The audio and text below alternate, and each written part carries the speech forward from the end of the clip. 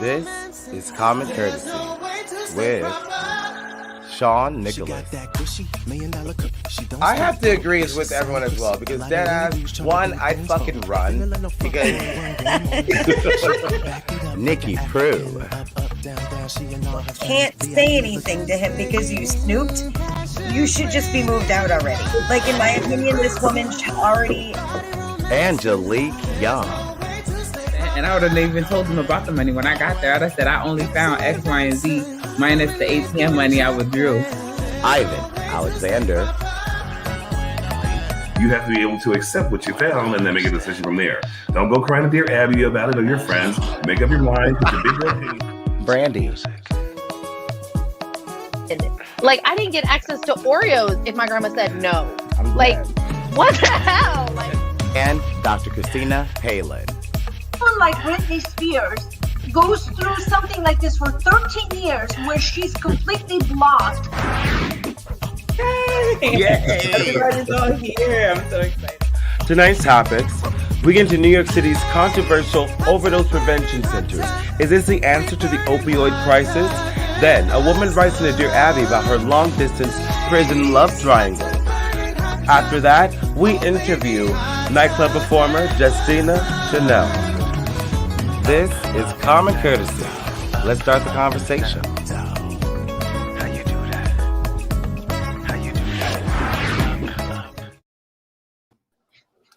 Hey guys, and welcome back to Common Courtesy.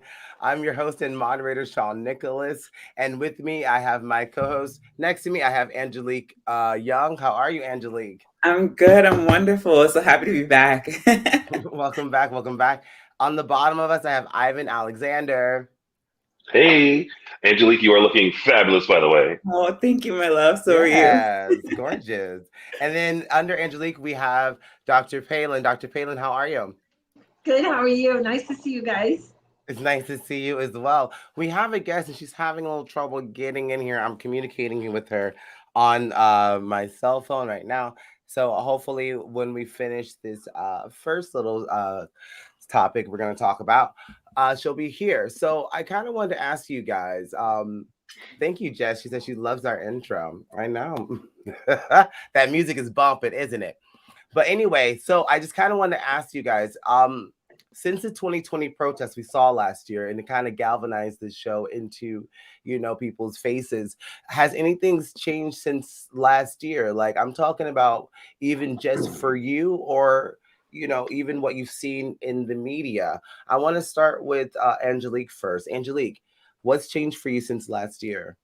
I mean, for me, personally, not really much, honestly. I mean, my vision and my view of the country is kind of still the same. There's still a lot of work to be done, you know. I think the protest last year opened a lot of eyes. It opened a lot of ears. There were a lot of discussions had. And I think throughout the year, we have some people who are kind of riding the fence still. I think that there's still a lot of people who need to make a decision as to what kind of person they want to be, both in front of cameras and behind closed doors, you know. I think the community and the way the world has been working with our political and justice system, we're seeing, you know, more victories, but it's still not enough. You know, there's still not enough coming through. There's a lot of things that happen. I won't go into too detail. I missed all my opportunities, but you know what, for what it's worth, I'll say I'm glad to see some justices happening. And I'm glad to see things moving in a better direction. We're not sitting here watching loss after loss after loss. So hopefully everything moves forward in a better format. Absolutely. And Ivan, what's changed for you since last year's protest? Well, I mean, I agree with Angelique. A lot has changed. There are some things that are probably for the better.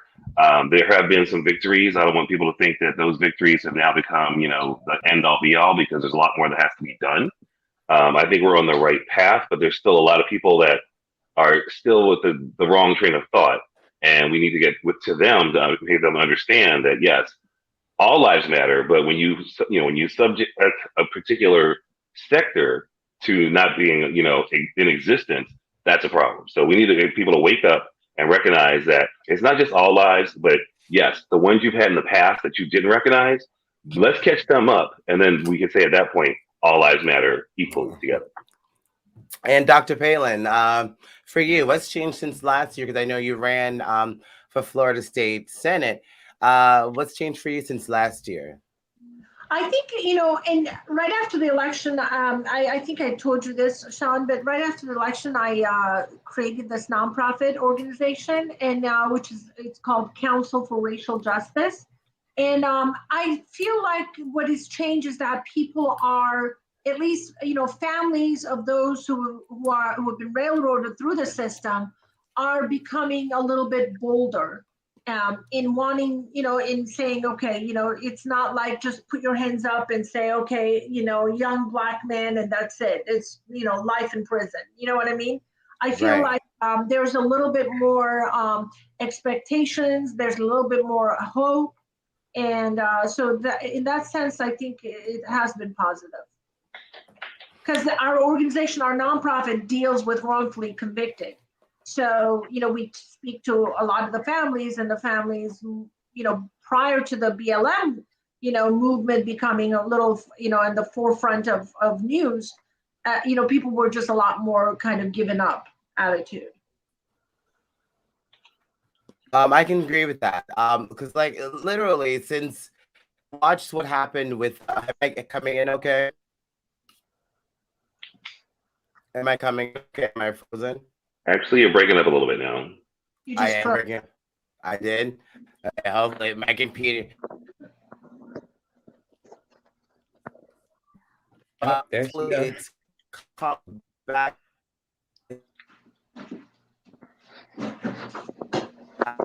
just try to put that. Houston, you're breaking up. Cause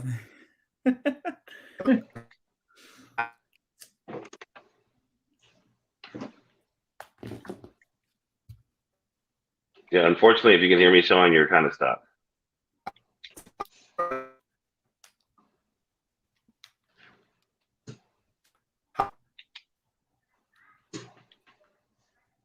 You were fine for a moment. I think Angelique's texting you. yeah.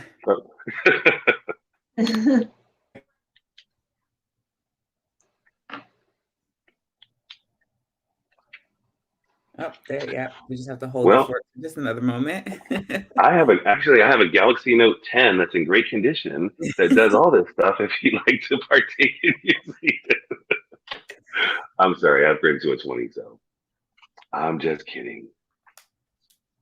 Yeah, no. I think in retrospect, since we have a moment to kind of just harp on the situation a little bit. Justina, I love your initiative, by the way. I don't think we actually talk about it enough. I think that we should really kind of highlight it and really talk about its existence and exactly what it is that you do, because I think people would be very interested to hear more about it. And have you speak about it even maybe possibly on more platforms, because it's a great initiative. Yeah, I mean, I would love to. I mean, it's just, especially now that it's really kind of gone off the ground, we have actually cases that we've been able to help, and people, avoiding charges, getting charges dismissed, or, getting people back into court after they've been in court for, 10, 15 years and over some stupid thing that no one has caught, because no one really cares. No one looks at it like with the attitude that, listen, one wrongful conviction is a stain on our society. And, that's what the organization is about. There should not be a single wrongfully convicted person. Yes. Am I back? Yes, you're back. Because literally, okay, so thank you guys for continuing. I was just gonna say, I absolutely agree with everyone. There has been the only change for me that I would want to see more is that the whole thing with Ahmaud Arbery, if there wasn't a film, like a phone video of that, he would have not have saw justice. You know what I mean? So we have to continue the conversations, just like what Dr. Palin is doing. And our other co-host Brandy is with us. I'm glad she's joining us after all the drama. Hey Brandy, how are you? Welcome. So we were just talking about what has changed for you in the last year's protests. You know what I mean? Like, so we saw a lot of uprising. We saw Kyle Rittenhouse. We saw what happened to Ahmaud Arbery. What's changed for you since last year? Because we saw some verdicts come out in those cases.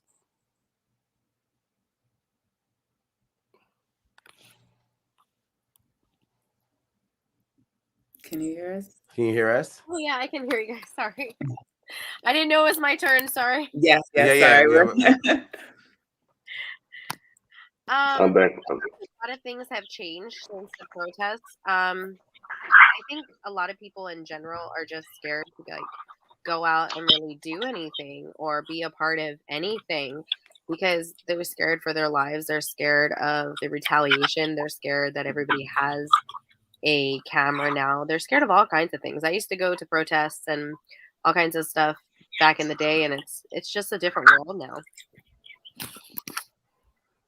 Okay. All right. So we have a guest in the background. We have nightclub performer Justina Chanel. She wanted to talk to us about an issue that she's encountered in her career. I just kind of wanted to bring her on with us. Justina. Hello. Just Hi. hi. How are you? Hi, hi. I'm What? good. I'm so good. Thank you. How are you? I'm well. I'm well. Thank you so much for being with us. Sorry for the whole technical difficulty thing, because I just came back. But I just kind of want to ask you. You were telling me something on the phone, in reference of a pageant that we recently covered with Veronica Vixen and JC Ray. You said something similar happened to you in your own town at a club. You just wanted to share the story with us. I'm going to give the floor to you.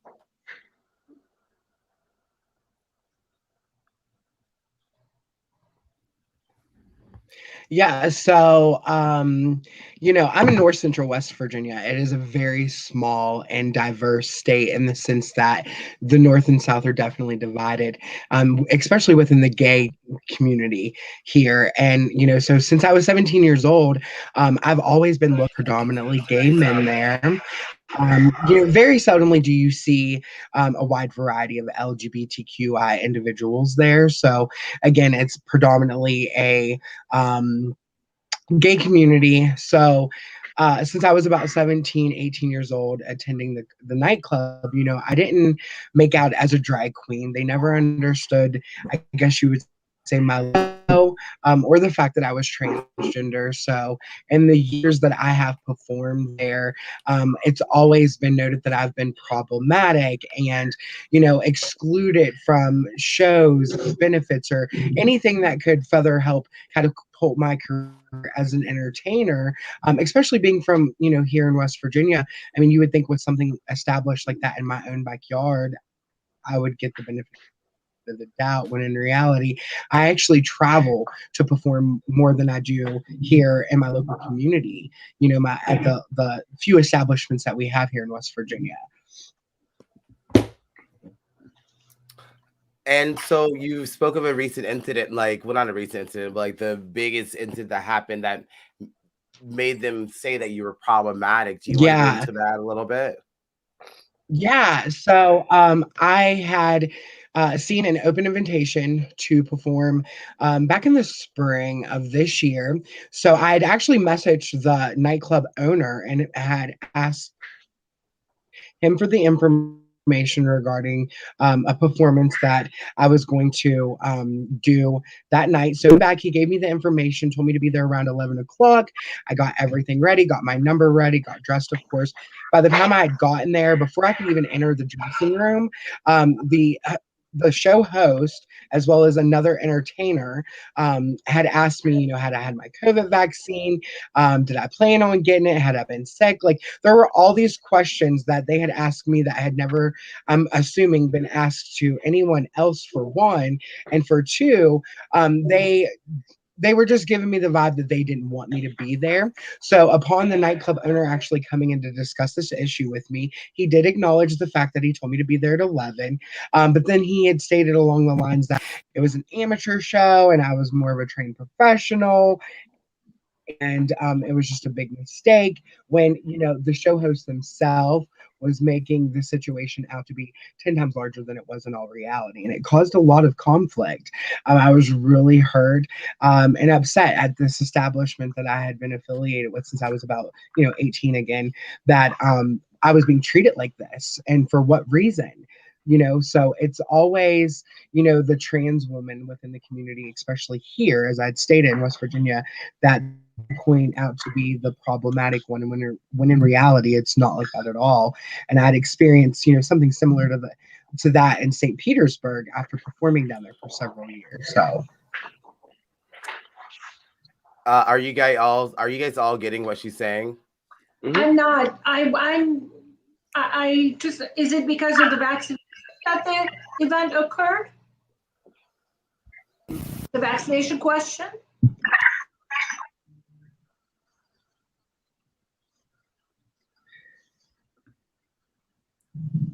I see everyone, I hear everyone. Some looks frozen, some don't. Sorry, I should probably move. I'm good. And now I'm trying to understand what I missed here. With the nightclub, you ask certain questions and you feel like you were mistreated because they were asking you specific questions, and you think they were asking you questions pertaining to your identity. Is that what we're saying here? I'm just trying to make sure I understand. I think that's what.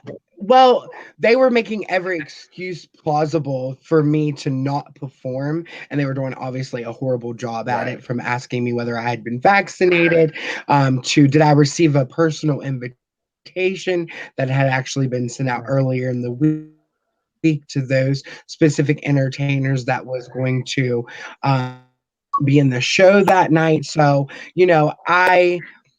I wanted to believe it had everything to do with the fact that, they were just trying to look out for everyone's health and safety and wellness. But at the end of the day, they were definitely accusing me of being problematic within the nightclub, and asking me, whether I had resolved any of the 100 issues that they kind of just put before me that really had nothing to do with me up until that point, other than the fact that, like, I could see them asking if I had been vaccinated or something of that nature, but nothing to do with anything else that they were bringing up at that moment.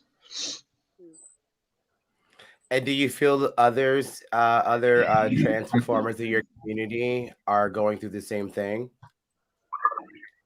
Oh, absolutely.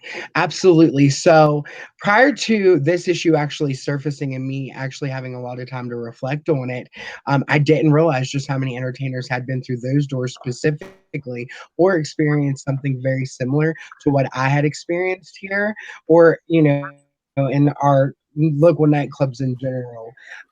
But, you know, that is definitely the case, because I had actually reached out to someone who had experienced something very similar upon performing there.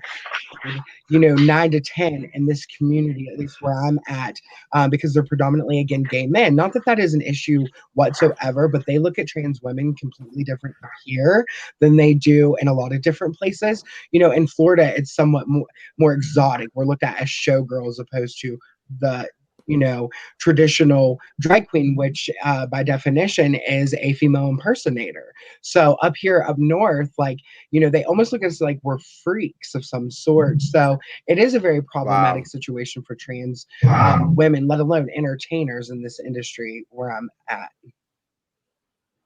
Yeah. What area of West Virginia are you located in? So I'm in North Central West Virginia, about 45 minutes south of Pittsburgh. So there are only maybe 3 at the absolute most gay clubs in the state of West Virginia, gay clubs, gay bars, establishments. There seem to be more pride picnics in this state, obviously, than there are establishments welcoming the LGBTQI.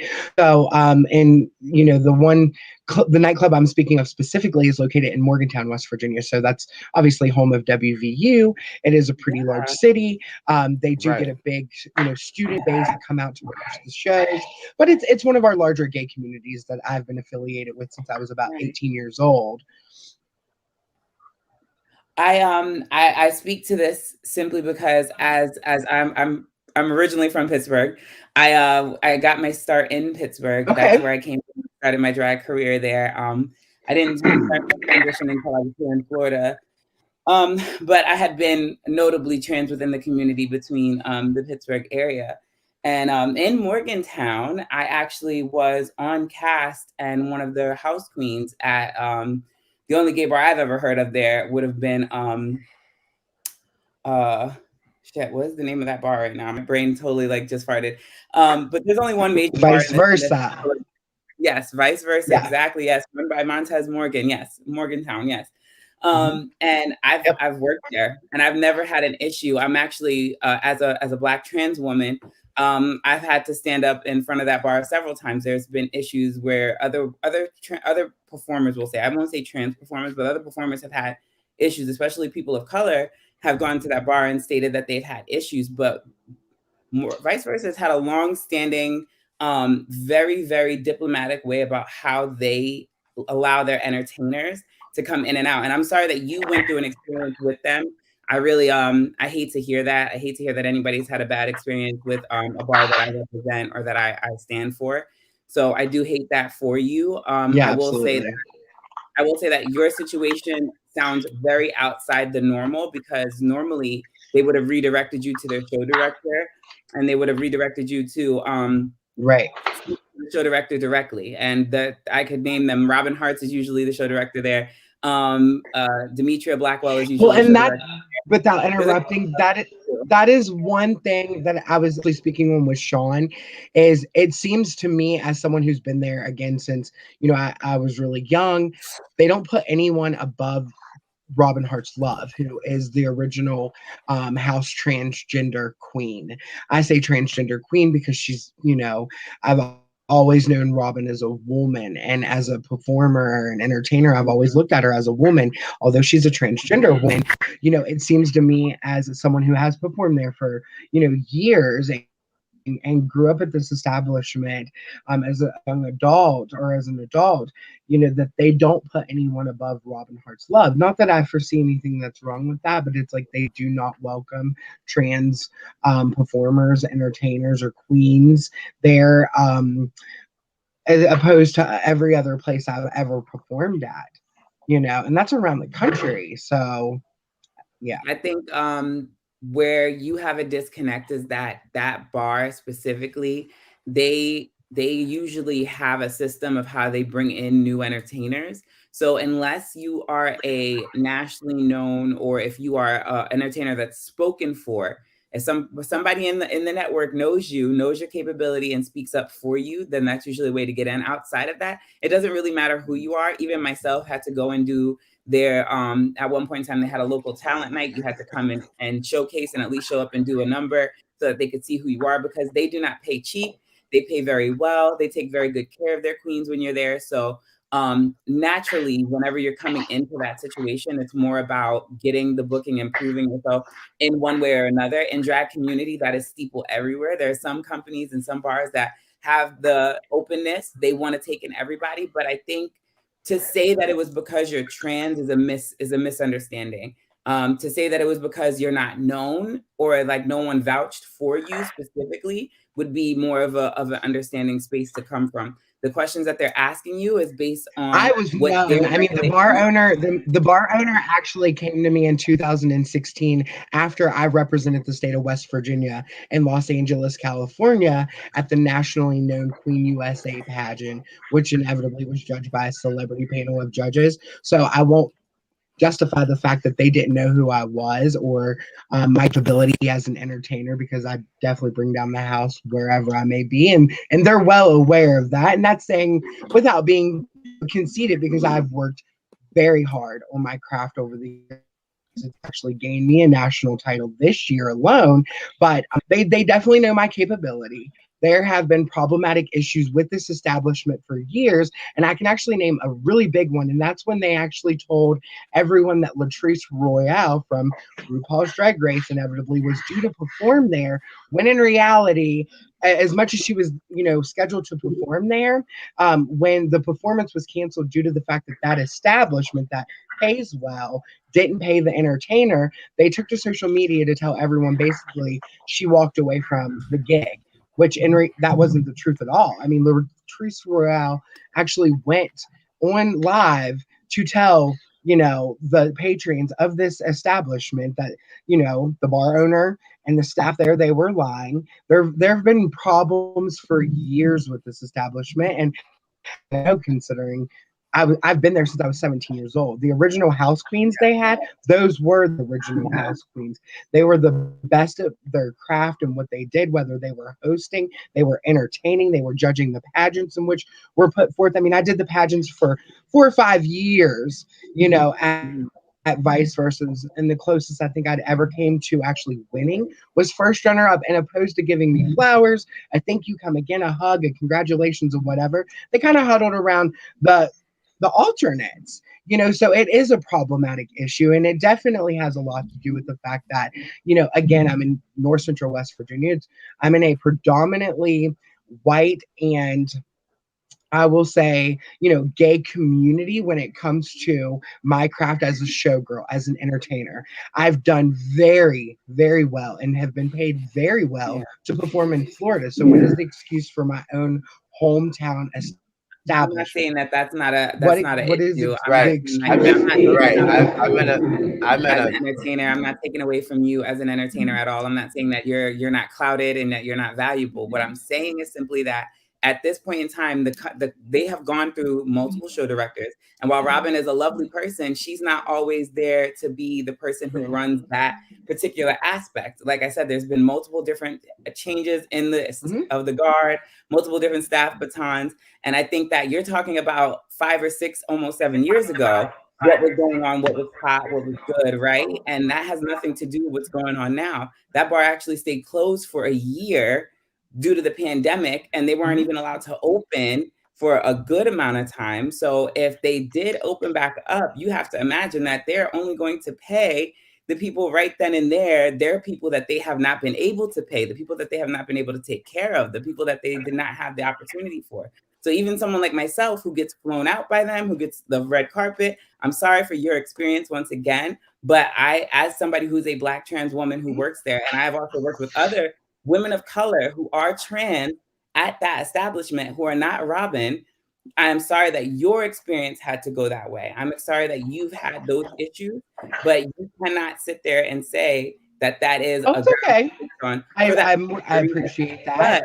I But I will appreciate say this, that. I want you to know that I I had no appreciate idea you that. were coming on the show today. I want you to know that I had no idea of your situation. I do not, up until this moment, quite honestly, I think I have never really even heard of you. So I want you to understand that, like, my defense of that particular establishment just comes from my own personal experience. And what I've known working with them since 2011, 2000, I think I started working for them back in 2009. So I've been with them for over a decade, and I've never had that issue. And the only other issue I had was from somebody who wanted to get into the business and could not get in with them. I do understand and do agree with you, though, that West Virginia is a very hard city to crack into. It's a very hard gay system to get into. It is predominantly whitely based. We'll call it what it is. It's a white-based town, and it's a white-based area. So for women of color and for trans women, yes, it is hard, but it is difficult for us everywhere. It is difficult no matter where you go. So I just want you to understand that before you come on here on this very well-established television show and kind of speak to your circumstances. I hope that you understand that this is your particular issue or situation. And I do once again apologize. And as a personal I'll reach out Oh no, and you're fine. exactly what happened and find out for you, because I don't like seeing my trans sisters turned down. I don't like seeing women of color turned down. I don't even know who was in charge at that time, because no one even asks those kind of questions ever. So I don't know who they put you with initially. I know. But that it doesn't even sound right to me. I'm mad for you, if that makes sense. Just wanted you to know. Demetria Blackwell is inevitably who hosts the shows now there at Vice Versa. As you had said, they've been through a number of show hosts there at the nightclub, but Demetria Blackwell is the show host that has been there for the last several years. Okay, so I wanted to just jump in but here. I do Thank appreciate you, that. I really do. Okay, I'm sorry. Yeah, I'm sorry. I'm a little Thank delayed. you so much I for just want to having me. jump It was in. great to see you. Yeah, I just want to thank you for coming on, because I just also wanted to say that sometimes that, just because others don't see a problem, there doesn't mean there is an issue. Because True. I don't know, because because like Justina's issue, I'm not gonna Right. say that that didn't happen, and Angelique has a different, experience with them. So maybe there is a story behind this, and maybe there isn't. But because I've personally Right. worked for some places, for me, I worked for some places that some things happen to certain people of color and it wouldn't happen to me. And I thought it was very Right. interesting to bring this story up. And Justina, thank you so much for coming on. We're out of time with you. I just want to get to these other topics that we have Absolutely. to Thank you run so through. much for having me. Thank you so much for sharing your story with us. We'll see you next time. Thank you. Okay, so I just kind of want to run through this really fast because, like, that was kind of we had a lot of technical issues. So New York City has a new injection overdose. Sorry, New York City's overdose prevention centers are going on right now, and they just opened two. There's one in Washington Heights and there's one in Harlem. I just want to run a news clip so we can get on track. And New York City becomes the first in the country to open officially authorized overdose prevention centers. Trained staff at facilities in East Harlem and Washington Heights will provide clean needles, administer Narcan, and provide addiction treatment. Users will have to bring their own drugs. 2,000 people died of a drug overdose in New York City in 2020. Health officials say these services will save lives, but some in the community where they are opening fear that it could make problems worse. I just wanted to add that in Florida, that 14,000 people have died of a drug overdose here in our own state. And the mayor, Bill de Blasio, just ended. He said that we're taking the right path forward to protect the most vulnerable people in our city, and we will not hesitate to take it. Overdose prevention centers are a safe, effective way to address opioid crises. So I just kind of want to ask the panel, is he correct in this? Is overdose prevention centers the new wave of preventing the opioid crisis or fighting it? I'm going to start with Ivan first. No, of course you would. Okay, I don't think it's. I think again, it's to follow the money trail. So when you played that clip, the part that really stood out to me the most, and of course, my sarcastic side was that the users have to bring their own drugs. Well, of course they do. We're not going to supply them for you. But me personally, and don't take this the wrong way out there, folks. If you want to go out to a place and then shoot yourself up until you pass away, more power to you. Nothing personal. If that's what you want to do, that's what you want to do. I just think this personally here is it's going to open the door to some other avenues or venues that may not be in the best interest. Now, as far as having a place to say, oh, you can safely come here to prevent an overdose, you're almost saying, hey, come in, shoot yourself up. If you do overdose, we're going to go ahead and stop it and reverse it with Narcan and everything else, which is still condoning it to a degree. So my part of it is, if you want to shoot up and take yourself out and you don't hurt anybody else doing it, have at it. But I just think the center-wise, it's going to send the wrong message. And I just think it's kind of play with it. See which way it goes. But I don't think it's going to be in the best interest of everyone. I think it's more of a money trail situation. Okay. Dr. Palin, I'm going to go to you. Dr. Palin, what do you think? Do you think this is an effective way to combat the opioid crisis? I think that this is like kind of repackaging it and presenting it as something else. I mean, we have methadone centers that we've had for years in Florida as well as, other states that deal with this issue. I mean, I think that, the only difference, it seems like, there's not as much information, but it seems like, any drug of choice kind of can be brought by the person. But I don't think it should be free reign. I think that they should be required to sign up on the program and have some kind of a commitment, and then maybe wean off the drug, or maybe they bring their drug and then they're provided with clean needles. I mean, I don't think it should be just like, oh, I go there, I just get the clean needles, inject myself with the drug, and then I leave. I mean, that just doesn't sound right. That's what I'm saying. Right.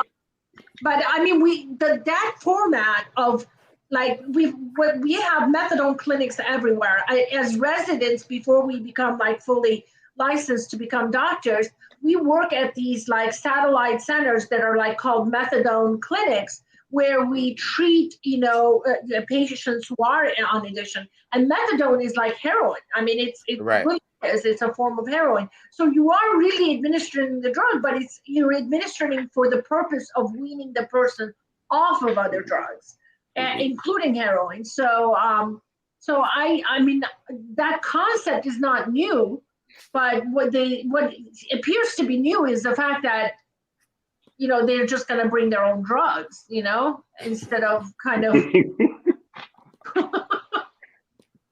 I don't mean to laugh. Which is what? I'm sorry, you didn't finish your statement. I mean, it just seems like, it seems like you're just kind of, condoning that behavior without control. I mean, there's a problem there, because these are mind-altering drugs, and, you're going to give someone clean needle and have them shoot it up and then go and kill someone. I mean, I don't even know how that's what I'm saying.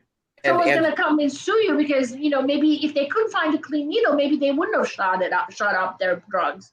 Maybe there are people in it, who are doing the drugs. They will not shoot the drug up their veins if they don't find a clean needle. So now you're like facilitating. So exactly. That seems like a weird thing.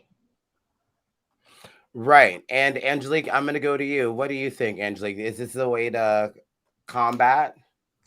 I mean, I guess in a situation where you have only 2,000 people died from overdoses versus a place where you have 14,000 deaths, I think I think that it might help them slightly.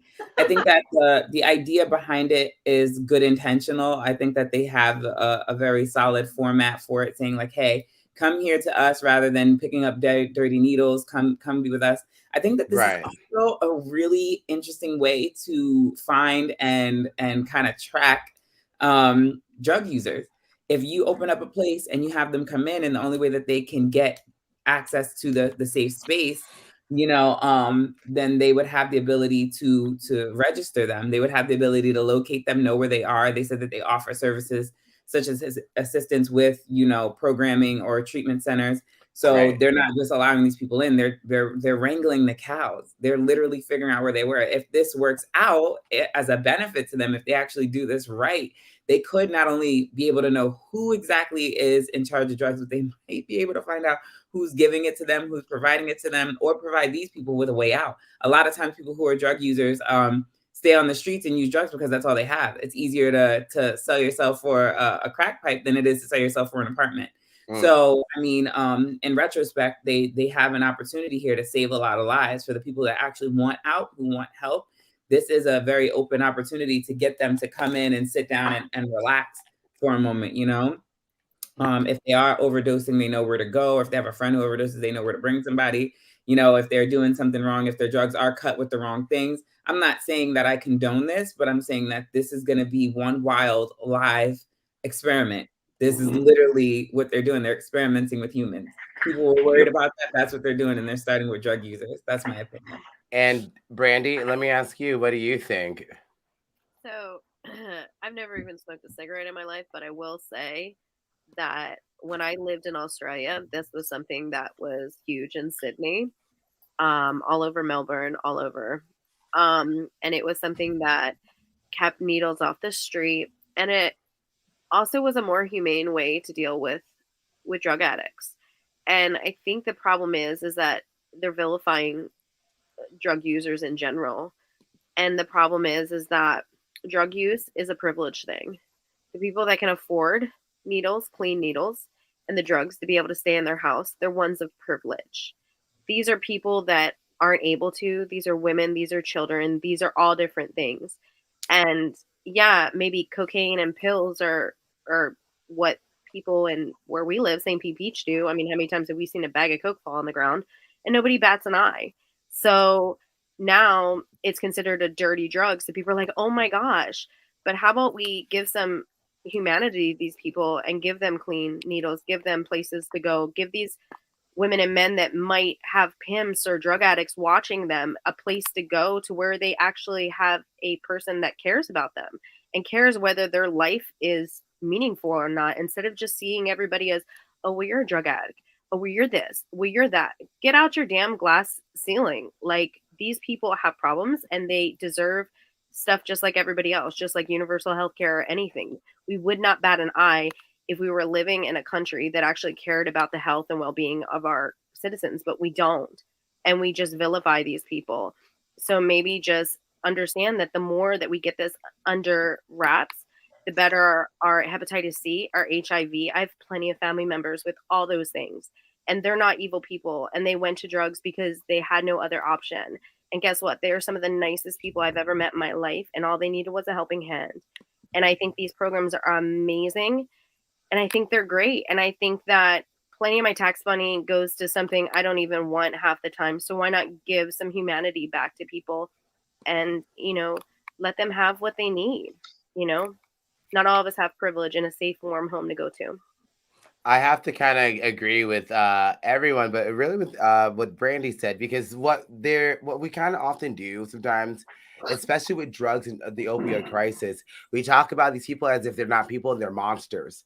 They're killing children. But oftentimes we know that some people who have drug problems have depression problems. Like I myself have been dealing with a lot of mental health issues this year, and it's impeccably hard to try to get over. No, I'm not, shooting up in order to get over what I'm going through, but there are people who can't really see past the addiction and didn't see the light. I think that this is a great place, not a great place to do drugs, but the safest place to do them, because yeah, you don't want people to overdose. We've had thousands of people. I just read it was 14,000 people in Florida that died of a drug overdose, and they could have been great people. Like a lot of people, Matthew said, Brandy and Angelique made great points. A lot of people have died of drug overdose here in Florida. And the one thing to a lot of conservative people, they talk about the abortion laws. They care about unborn children, but what about the children that are already born? And when they're born, these people experience, most drug users that I've met that have a really big problem, because sometimes when you're in jail, you talk. They don't have, yeah, I do Oprah in that bitch. But anyways, I've been told, their childhood was not like mine. Like I was watching Power Rangers and shit. I was watching X-Men. I kind of had a very, maybe a privilege, more of a privileged childhood than some of the people of color in my community. And I realized that because this guy told me, his mom used to beat him. His mom didn't say that she loved him, and to sell drugs was the way to pay bills. So I kind of really agree with what Brandy said. Bringing back humanity, these places will actually do that. And I think it would actually help them more than being in jail. I think that Dr. Palin said that earlier, like being in jail. I was in jail recently. There was a lot of people in jail for meth. I'm like, well, shit. I mean, I get that, but why aren't you in a treatment center? And these places offer that. So I just kind of want to. Anyone has anything else to say before we run to this last topic? I want to kind of get that in. No, just I wanted to piggyback off of what Brandy said. Actually, like I said, it's a hard thing to do. I think the number one fear that everybody has is bringing this building. I think everybody thinks that all of a sudden there's going to be a line of addicts outside, and that's going to bring the problems that come with addiction. I don't think they're looking at the bright side. But I also think that anybody who thinks of this as a 1,000% negative thing has never worked with anybody who has been in the addiction process. I worked for a nonprofit when I started this business. We started this with you guys. I was working for a nonprofit that dealt with both mental health issues and adult substance abuse. And when you meet these people, they just want something. They just want help. A lot of them wish that there was a free answer. They wish, they go through the addiction process and the system is not built to help them. So I think that if this is another preventative measure, if this is something that's going to help them not have to go through the loop of what it is to go through an addiction center, because addiction centers, they put you in and then they spit you out and then you're right back there within like a week or two or a month. Kind of like jail. We see go through the cycle and there's nothing to help stop the cycle. So this could be the thing that prevents that, but I think what more people are worried about is where it's going to be built. They're worried about how it's going to affect their neighborhood and their areas with their kids. They're thinking about themselves. It's a very selfish attitude to have, quite honestly. But I think it's a very non-realistic, because I've lived in Washington Heights in New York City, and baby, they do drugs over there and everywhere, and New York I think New York, also Mayor de Blasio said that they led, the world in the COVID-19 crisis, whatever. And I feel like New York kind of leads America in a lot of things, but especially this, I think is an important thing to have, because people are dying out here for no reason. If you're going to say some unborn child could have been the president, well, maybe this drug addict could have fixed his life up, and became someone. Anyone else before we move on? No, I just think that one of the things that we don't understand is that drugs are everywhere. You're not enabling anybody. If somebody wants to do something, they're going to do it, whether, whatever. The difference is the type of drugs that they have access to because of their socioeconomic standing. And so, just like the war on crack and cocaine hit, black and minorities different, and the jail time's different. The same thing with these things.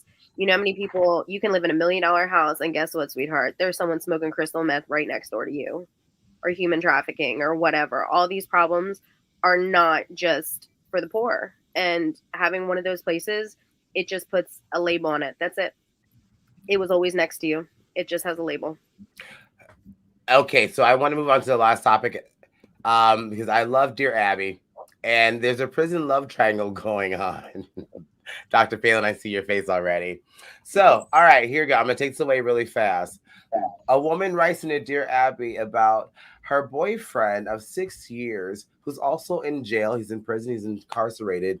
She says everything was going well until her boyfriend's old flame came into the picture. So she reached out to the old flame and, on Facebook. And she later learned from her boyfriend that she made the woman feel uncomfortable. So she writes in the Dear Abby, she says, Abby, now my boyfriend's saying he's in love with both of us. I'm not allowed to talk about her. Anything they talk about is none of my business. I do not get as many phone calls from him as I used to. And I think it's because of her. I'm not sure what her plans are, but I think I get the feeling she's trying to get me out of the picture. Please tell me what to do. Crowded in Alaska. So I kind of want to go to you guys.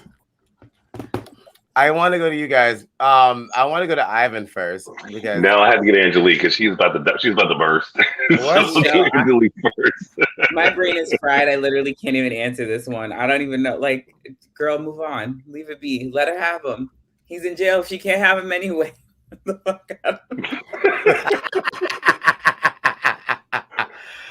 Dr. Phelan, let me ask you, what would you do? What would you tell this woman? What should she do? I mean, I don't think the fact that, it kind of catches the attention because it's kind of in prison, but I don't think just because, the person is in prison has any, bearing. I mean, it's just as it would be on the outside. I mean, if you're willing to be in a love triangle, then, I guess, then you gotta, through the consequences. Ivan, let me ask you, Ivan, what do you think? What should now do? I am ready. Have y'all ever watched Love? Have y'all ever watched Love After Lockup? Oh dear. And now it's called Life After Lockup. Oh, why in the hell are you getting involved with this person who's in jail anyway? Nothing personal. Not saying they're bad people, okay? But there are plenty of people in the outside world that you can actually, I don't know, deal with face to face, person to person. This whole romance thing behind bars to me is ridiculous. Number one, but she needs to let it go. Her new name should be Elsa, and she should think about the movie Frozen. Just let it go. Seriously. And then Brandy, let me go to you. Brandy, what do you think? In between, I'm dying.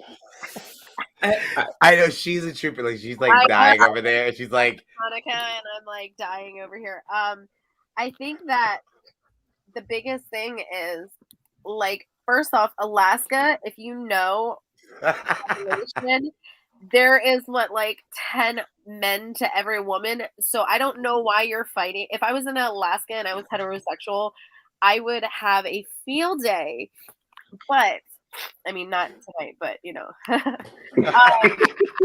still would. In general, there's no reason that you need to look for a mate when you have like 10 to 1, like, and then you got to pick someone in jail. Like, I guess I get it in some way because you know where that person is. Like, they're not going.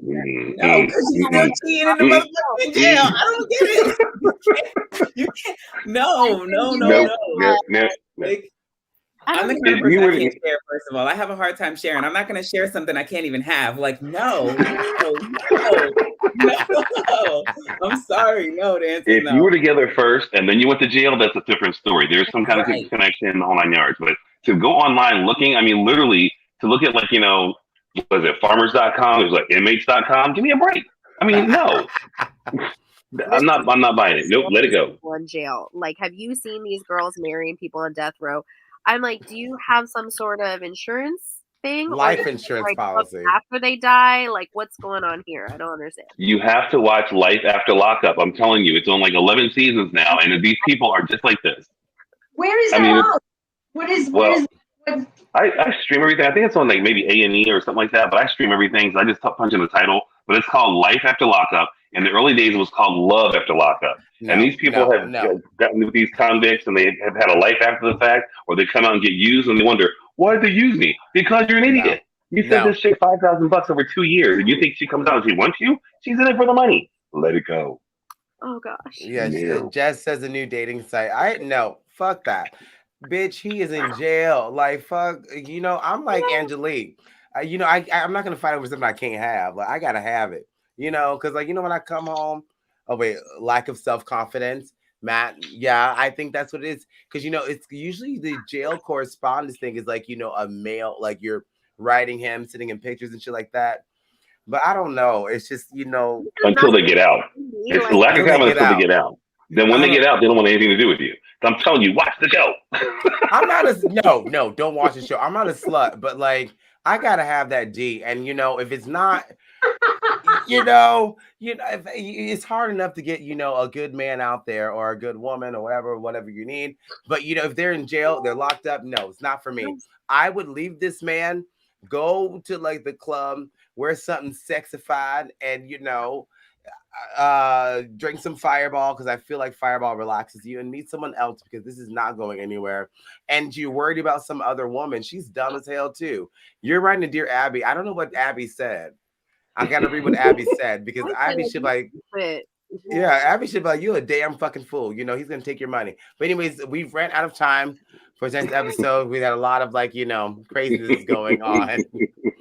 Thank you so much for joining us guys tonight, and welcome back, Angelique. Thank you so much, and welcome to the panel, Brandy. And thank you for being here because Brandy, look at her. She's like, she's writing it. Don't look at me. She's writing it. She's writing it. Happy holidays. Next week we're gonna have Alter Ego's J Maya on the show. She's gonna sing a song for us. Awesome. I cannot wait. I'll see you guys next week. Bye. Bye. See ya. It's burning hotter.